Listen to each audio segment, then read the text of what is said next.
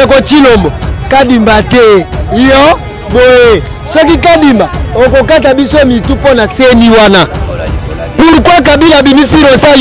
yo Chilombo boya kayango mais yo tingami kana nani Kadimba parce que obi Kadimba ayibelo mapona Chilombo ayebelo kote mosala kotambola bana baolela batata baolela bande kona biso ya ba confession religieuse tokebisi bino bokeba biso peuple si to comprendre to moni pena ke ya solo église malamu oyo luka bolama peuple pe oyo etambolaka na souci ya peuple ezali catholique balobaki état de droit wapi yango balobaki reconstruction ya mboka wapi yango est-ce que réellement l'IDPS qui était conduit par Etienne Tshisekedi, c'est l'IDPS qui est actuellement conduit par M. Chilombo avec ses amis? Non. Non, trop c'est trop mon frère. Donc nous avons pas d'intérêt personnel parce que la population a connu comment. Nous parlons au nom du peuple, mais ce que nous faisons, ce n'est pas du peuple. Alors, biso na mayele na biso attaque les Congolais,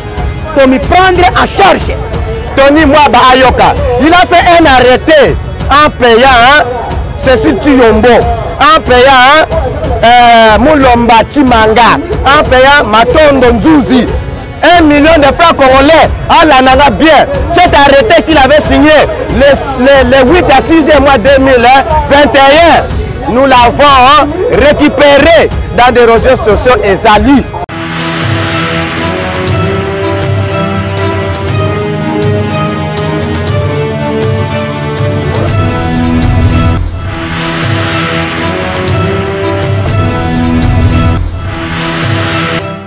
biso souci na biso peuple ezali problème ya seni puisque mboka na biso lelo soki souffrir na légitimité pour na seni mokonzi nyonso oyo biso peuple toponaka asalaka te ne place souffrance pendant na biso euti wana sikoyo pona nini puisque seni ba candidat seni bazalaka ba candidat ba pocha bato yango tozotelemela nani dossier wana sikoyo yango tolobi boye bandeko na biso ya ba confession religieuse tokebisi bino bokeba biso peuple si to comprendre to moni pena ke ya solo église malamu oyo luka bolama peuple pe oyo etambolaka na souci ya peuple ezali catholique puisque catholique amoni ke te souffrance ya peuple elekani kaka pona likambo moko oyo ya mbalo to mekana ko changer pourquoi bino ba église de réveil bozo likate donc bolingi ka tozonga kana makambo akala boyeba ke ndenge papa molière alobai ke bale soki ezotona mopepe ezotona soki etoni makasi ata mo eloko mokie soki esali tu ebetaka kano kanda biso population tokomi nango bozo risque tokotumba ba église de réveil nyonso tu pe tokobana kobeta bino bapaster bokosutula mokolo mosusu tolamuki tokoti na ba église kobeta kotumba koboma puisque eloko bino bozoluka wana eza yango te bolanda catholique azoluka bolamu na biso peuple bino mpe bozala nsima catholique bambongo bole wana botia na bapoche eza mbongo ya Congo mais botika liti na bino na botika yango soki bolingi te Congo guerre civile ekota botika liti oyo bino boza nango wana ya corruption wana biso nde toza boye tokomi deja na suka bango bakoki kobangisa biso te biso mpe tokobanga bango te tolobi boye le 16 toza na marche oyo tozali kosala ata baboyi na bango ke tiangu bamarche te soki marche na biso ekobanda na Lukunga toza obligé tokokende soki marche ekobanda na Kaluka toza obligé tokokende balobi marche ekobanda soki na soki wapi tokusa prêt tokokende biso nde toza boye tozobanga mutu te biso nde toza boye toza na posa ya boye balukela biso président eseni oyo peuple alingi oyo peuple akokende bawapi pas de mukuna pas de nani soki nani dodo kamba kadima toboyi kadima na mutema moko soki baboyi ke po biso nde topesa bango te seconde te 2023 tobi ke président de la république asalaka mandat moko pas de grissement na mboka oyo toboyi po eloko tozomona oyo bango baosalela peuple eza te baza kokata biso barami mikolo nyonso bango bazozwa développement na bango bazozwa bambongo peuple aza kosouffrir yango tolobi boye le 16 batiela biso ba main moto batiela biso babwaka biso ba trimangère basala biso tolobi boye tokotika litio te tokobunda po peuple congolais azwa bosomi na ye na mboka na ye koza na eloko moko te oyo peuple azo se retrouver eza te yango tolobi boye bana mboka ba diaspora poto ya libanda oyo baza komona biso le 16 toza na balabala mpona kolakisa bango ete peuple congolais aza kosouffrir peuple congolais azonyokwama peuple congolais azo se retrouver na eloko moko te papa boya ebele le 16 ata balobi marche ekobanda na lukunga oyo ekobanda na funa ekobanda na mwamba tokokende me ayebi ke marche ekobanda na tiangu biso bana tiangu toza prêt ya kobima na balabala koyakisa bango ke tiangu baboma ba rwandais tiangu baboma ba rebelle awa oyo ayebi histoire ya quartier 3 toboma ba rwandais belé yango toyoba ke marche ekobanda na tiangu po tobanga te tobanga mutu boto akointimide biso na mboka na biso justement biso nyonso tozali na kati ya Congo biso nyonso tozali na kati ya Kinshasa tozomona aventure oyo ezali bien organisée na côté ya IDPS avec bloc na ye mobimba bazo kolinga kotia bato sous leurs pieds ndenge bazo ko diriger c'est la bégazie donc bazo ko diriger na mensonge tandis que bango baza ko s'enrichir baza ko yiba bambongo biso peuple toza ko souffrir. Nous ne sommes plus d'accord à ce genre d'intimidation, de mensonges. Donc nous voulons que le Congo est en malamu. Mais comme Bazali ben incompétent, Bazali batumoko, ba marionnette, Bazali juste Baza vraiment appelé pour diriger la population ya RDC. Puisque bango bakoti na richesse na bango. Bazo yiba bambongo, peuple les ont souffrir. Ils sont dans des mensonges. Ce sont des promesses mensongères. Eloko malamu. Écoutez, ngana zoye bisabino, namone eloko malamu te. Pourquoi? Ngamo naza enseignant. Na moment, si c'était vrai, on devait voir dans la gratuité. Tel que la gratuité, c'est quelque chose d'éphémère. Qu'est-ce qui peut être encore de meilleur? Alors, tout le monde a injustice. Batuna bango so de ba yibi mbongo.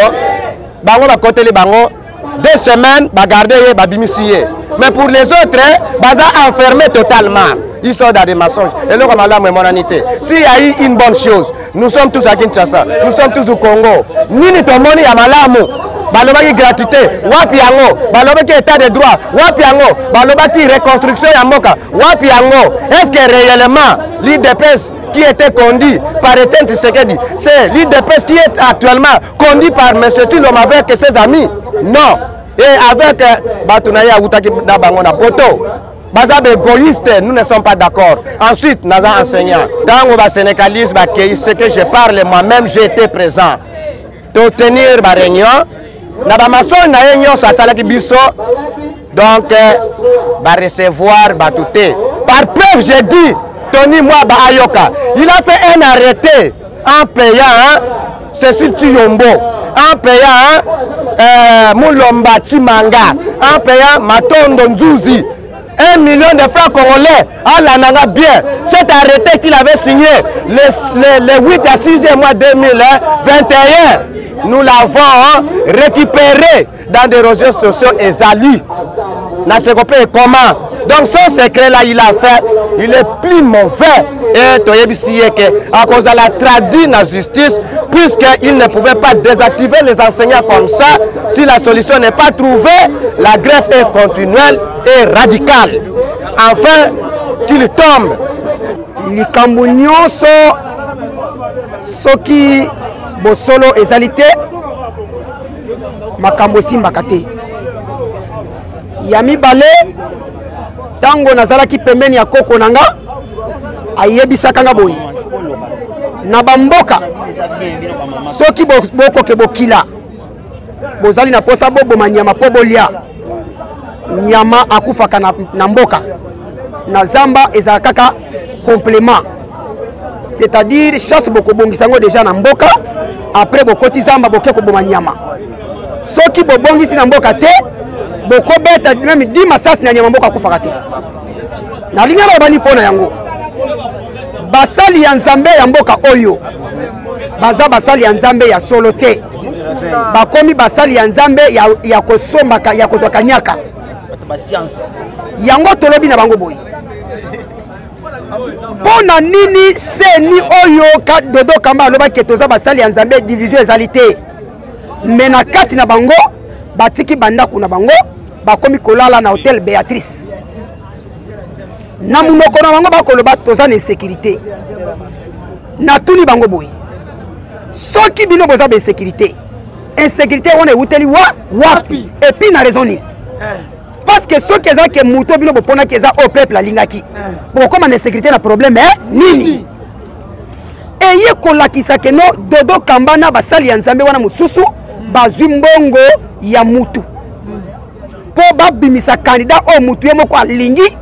pona koyiba maponami ya peuple est-ce que kimosala nzambe yango wana ministère nzambe apesa bango po ateya bato eza yango wana bozomona ndenge bozofingisa mosala nzambe na kati ya mboka tolobi boye tango bachaka Ngoyi Mulunda bapaster ni bakotaka hotel du fleuve tango bachaka malumalu bapaster ni bakimaka po bakota hotel du fleuve tango bachaka nanga bapaster ni bakimaka insécurité ekomi na tour ya Denis Kadima Dodo Kamba na bapaster musu bakima c'est parce que bamoni ke non mutu wana bemposer bango na makasi yango tolobi boye seni ezali volonté ya peuple seni kuna na irne eza Dodo Kamba mutu akokende te eza Tshilombo mutu akokende te mutu akokota na irne ezali peuple congolais biso toza basake fufu na bango te po bango babalusaka biso mikolo nyonso na mabele bayibaka mutu mbala moko ya mibale ya misato mutu wana azwaka mayele bayibi biso 3 élections na kati ya Congo bayibi biso élection ya 2006 bayibi biso élection ya 2011 bayibi biso élection ya 2018 peuple akomi mayele alobi 2023 mutu akoyiba so élection akozala te yango omoni population ya Congo batelemi pona koloba pas question ya candidat ya mutu na désignation ya présidence ya seni nalandi intervention ya mosali ya nzambe Donatien Chole alobi yango clairement nakondima kosala boloko pona makambo etali maponami ndeko Donatien Chole na 2019 ayebisaki peuple congolais ke bokonzi oyo bapesi ndeko Tshilombo ezali yete mutu azwaki yango ezali bokonzi ya bato ya Martin Fayulu bato ebele bamonake mutu mabe bato ebele bafingaka ye lelo alobi pona fingama lisusu te po peuple alela lisusu te toluka mutu malamu oyo peuple akolinga totie na kati ya seni pona koyeba kobimisa mutu oyo peuple akovote ndeko Tshilombo alingi bongo te natuni bango bino bozo boya tribalisme mais na ba acte boza komona ke boza ba tribaliste ya minene natuni bango question na tango ndeko Tshilombo akomaki président de la république président ya seni azalaka ekolo nini dede tango Kabila atieli biso malonda na présidence ya seni ndeko Tshilombo abengaka basango po na raison nini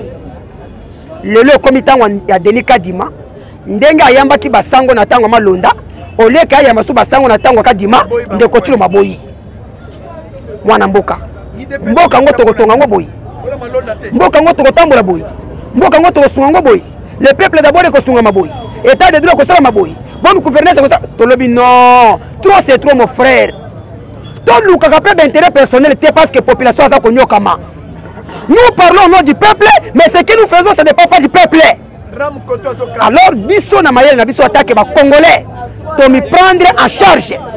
tolobi na bango boye likambu ya seni ekozala contrôler na un individu te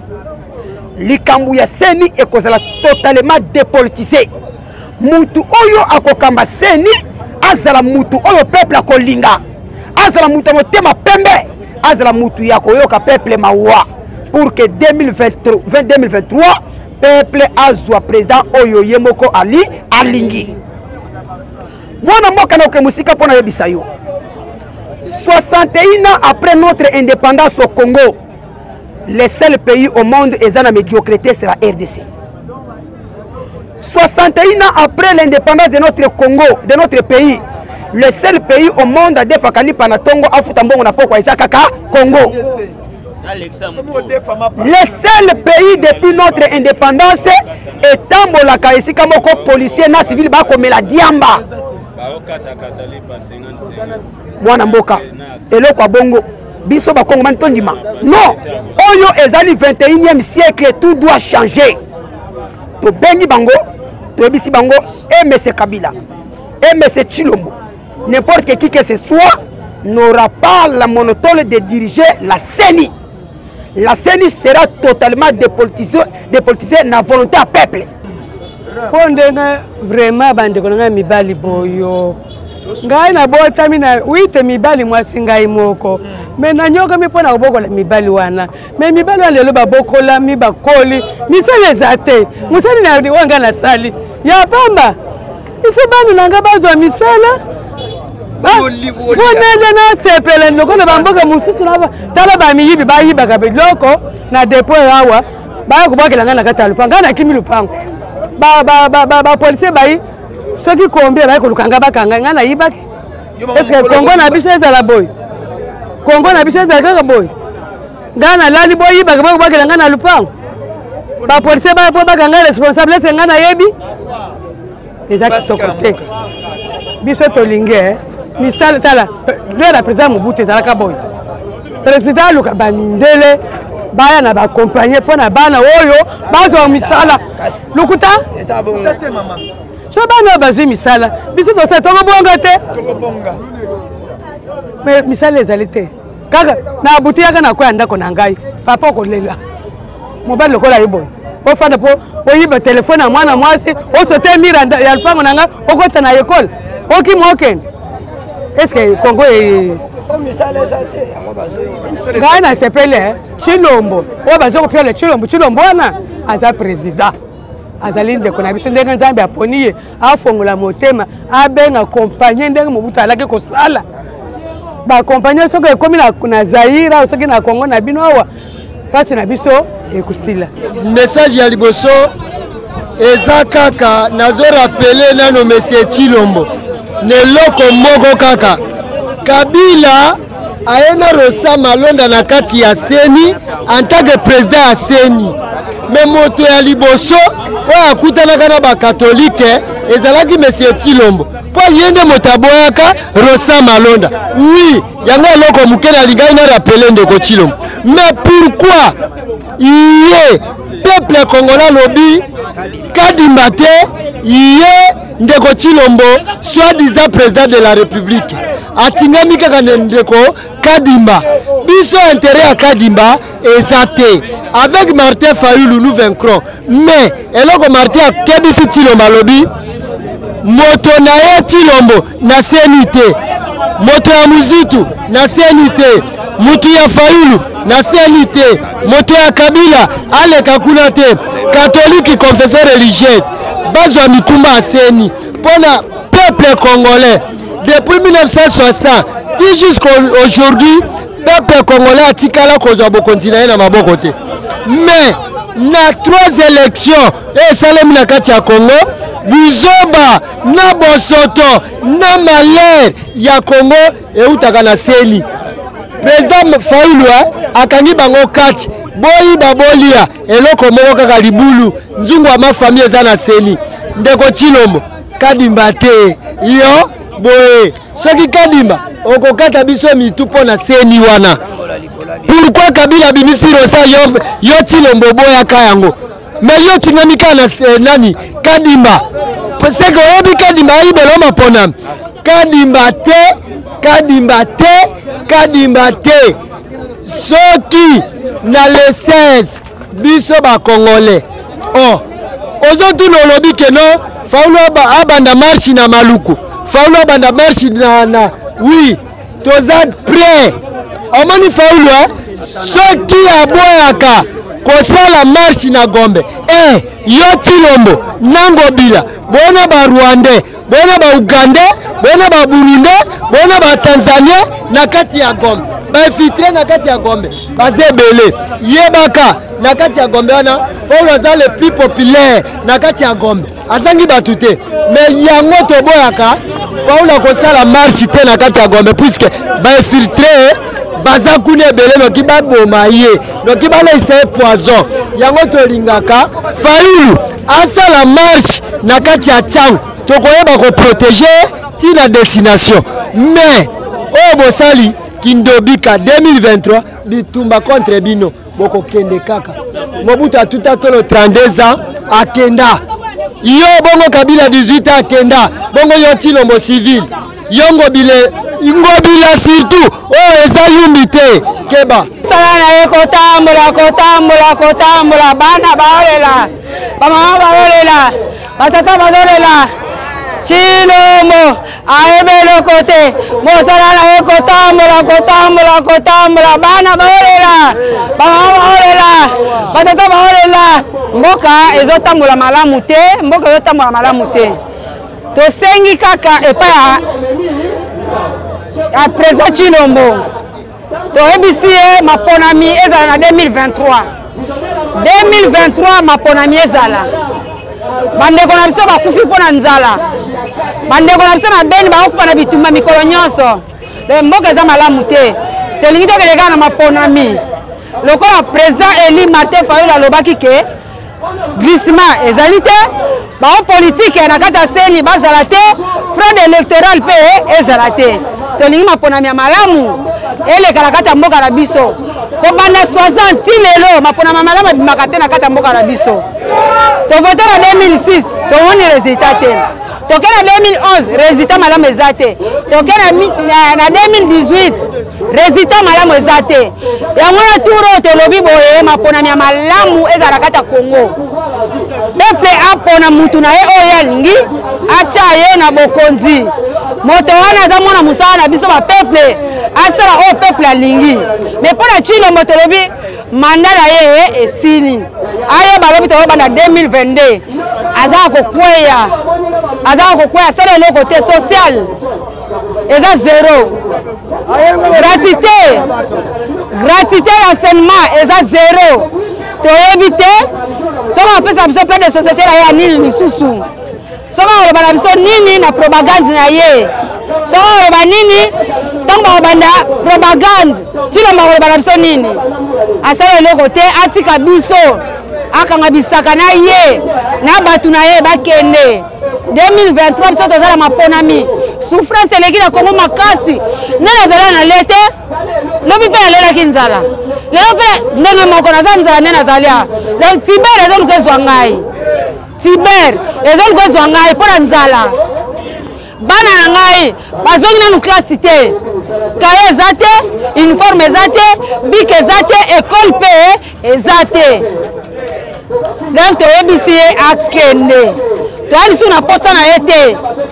tosupporte ye mingi akende na ye toya na posa na ye te asali eloko te mosala na ye kotambola bana baolela bamama baolela batata baolela susi na biso ezali na eloko ya liboso ezalaki seni wana seni si toloba yango bien avanti oyo ya ndeko Tshilombo asali na kati ya seni ya kopesa badodo kamba bamukuna bambongo baponela biso monsieur Kadima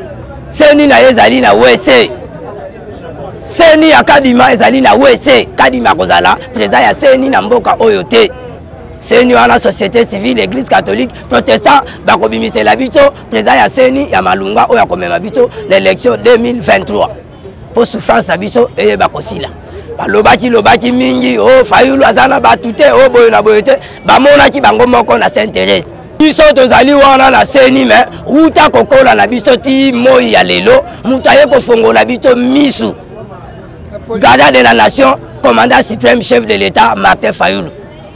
oyo aye kofongola biso misu ke nzoka nde maponami na biso ata tokei wapi na wapi bayibaka na seni wana premier résistant oyo aye koyebisa biso makambo ya seni ezali chef de l'état Martin Fayulu yango wana omoni tolingi ata dame na bango wana ezali intérêt na bango Tshilombo état de droit na ye yango wana le peuple d'abord c'est normal ministre ya Chilombo azoyiba mbongo azokata bato badame ye moko Chilombo alobaka nini alobaka na ye loko moko te mpo naza mwana biso moko tosepeli yango e continue nango malgré ça chef de l'état Fayulu aboyaki likambo ya dame match ya le 16 ata babengi biso tozala na maluku oyo na Kinkole oyo kobanda na mise report oyo na Masina na rond-point Ngaba mpo na oyoka dana na baradio socio te match fo ebanda na rond-point Ngaba bamosusu te ebanda na maluku place nyonso tout au commandant suprême chef de l'état Martin Fayulu akobenga biso tokokende mpo biso bato tambola makambo ya match toza déjà prêt.